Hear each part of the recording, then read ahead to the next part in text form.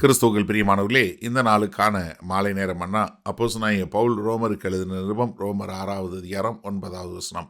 ரோமர் 6:9. ரோமன் 6:9. மரித்தோரிலிருந்து எழுந்த கிறிஸ்து இனி மரிப்பதில்லை என்று அறிந்திருக்கிறோம்.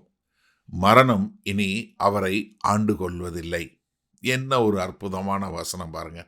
அதாவது இந்த வசனம் எதை சொல்லுதுன்னா, எவ்வளவு ஒரு அருமையா, அதாவது கர்த்தராகிய இயேசு கிறிஸ்துவனுடைய உயிர்த்தெழுதல் எப்படி கடைசியாக முழுமையான ஜெயமாக இருந்தது. ஏன்னா கர்த்தராகிய இயேசு கிறிஸ்து எப்படி ஒரு தற்காலிகமாக உயிர்த்தெழல, நித்திய காலத்திற்கும் உயிர்த்தெழுந்தார். ஏன்னா மரணம் மனிதர்களை காலங்காலமாக ஆண்டு கொண்டிருந்தது.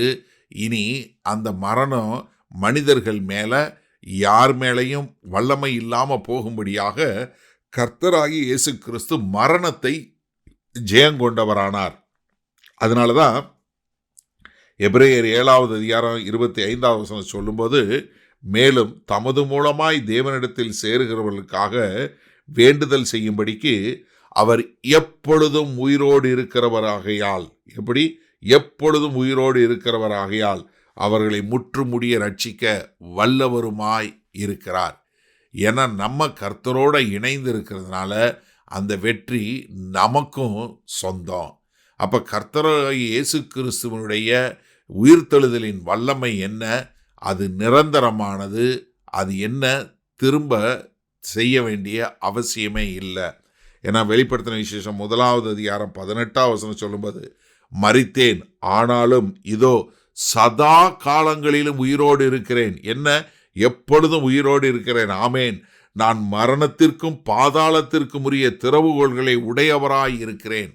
அவர்கிட்ட தான் இருக்கு மரணத்துக்கும் பாதாளத்துக்கும் உள்ள திறவுகோல்.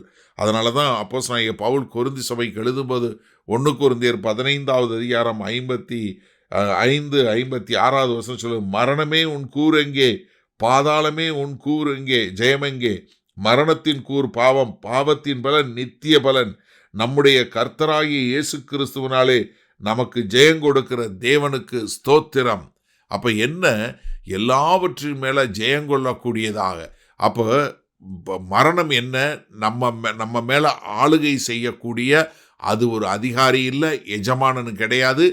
மரணத்தினுடைய வல்லமை முறிக்கப்பட்டு போனது.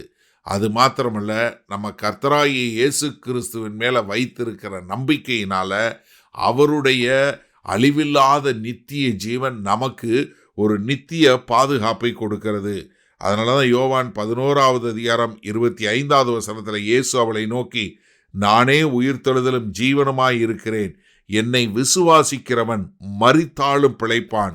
உயிரோடு இருந்து என்னை விசுவாசிக்கிறவனெவனும் என்றென்றைக்கும் மறியாமல் இருப்பான்.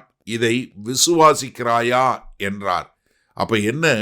கிறிஸ்துவின் மேல் நாம் வைத்திருக்கிற அந்த நம்பிக்கை என்ன பண்ணுது? நமக்கு அழிவில்லாத நித்திய ஜீவனை கொடுக்கக்கூடியதாய் இருக்கிறது. சரி, இந்த நாளில் இந்த வசனத்தை நம்ம எப்படி எடுத்துக்கொள்வது? ஏன்னா இயேசு கிறிஸ்து ஒரு முறை மரணத்தை சுருசி பார்த்துட்டாரு. ஆனால் இனி அந்த மரணத்திற்குரிய அதிகாரம் முழுவதும் முறிக்கப்பட்டது. மரணம் இனி அவரை ஆண்டு கொள்வதில்லை. அவர் மேலே அவரோடு நம்ம இணைக்கப்பட்டதுனால இனி நமக்கும் மரணம் கிடையாது. மரணத்தினுடைய வல்லமை முறிக்கப்பட்டது. நாம் நித்திய காலத்திற்கும் ஜீவனோடு கர்த்தரோடு இருப்பதற்கு ஒரு காரியமாக கொடுக்கப்பட்டிருக்கு. அப்போ கர்த்தராகிய இயேசு கிறிஸ்து 2000 வருஷத்துக்கு முன்னாடி வந்தார், மரித்தார், உயிர்த்தெழுந்தார் என்பது சரித்திரம் அல்ல. அது நமக்கு கொடுக்கப்பட்ட ஒரு பரம்பரை சொத்து. அல்லேலூயா. நீங்களும் நானும் அதை அபகரித்து கொண்டு அந்த சொத்தை பெற்றுக்கொண்டு நம்ம வாழக்கூடிய மக்களாக. இப்போ நீங்கள் யோசிச்சு பாருங்க, ஒரு மோசமான சர்வாதிகாரியான ஒரு ராஜா கீழே இருந்தக்கூடிய ஒருத்தர் அவர் கீழே பாடுபட்டு கொண்டு இருக்கக்கூடிய மக்களை என்ன பண்ணுறாரு? இயேசு கிறிஸ்து அவனை அப்படியே கொலை செய்து அவனை ராஜ்யத்திலிருந்து எடுத்து எல்லா ஜனங்களுக்கும் விடுதலை செய்து அவர் ஆளுகை செய்யக்கூடியாரா வந்தால் அது கீழே உள்ள ஜனங்கள் எப்படி இருப்பாங்க?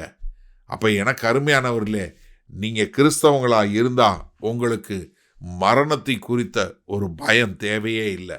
ஏன்னா மரணத்தினுடைய வல்லமை கர்த்தராகிய இயேசு கிறிஸ்துவினால முறியடிக்கப்பட்டு விட்டது.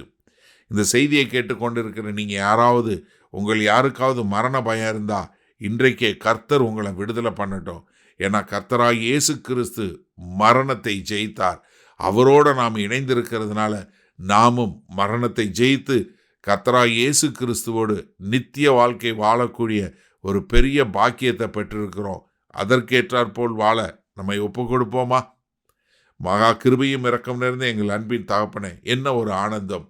இதோ ஜீவ காலமெல்லாம் மரண பயத்தில் இருப்பவர்களை விடுதலை செய்வதற்காக கர்த்தராகிய இயேசு கிறிஸ்து பூமிக்கு வந்து மரணத்தை ஜெயித்து, ஆமாண்டவரே, எங்களுக்கு ஒரு நித்திய வாழ்க்கையை கொடுத்து, எதிர்காலத்தில் மாத்திரமில்லை இப்பொழுதும் ஜீவனோடு இருக்கக்கூடிய ஒரு மகா பெரிய பாக்கியத்தை கொடுத்ததற்காய் கொடான கோடி நன்றி செலுத்துகிறோம்.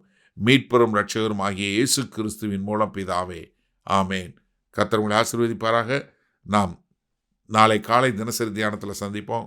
Good night.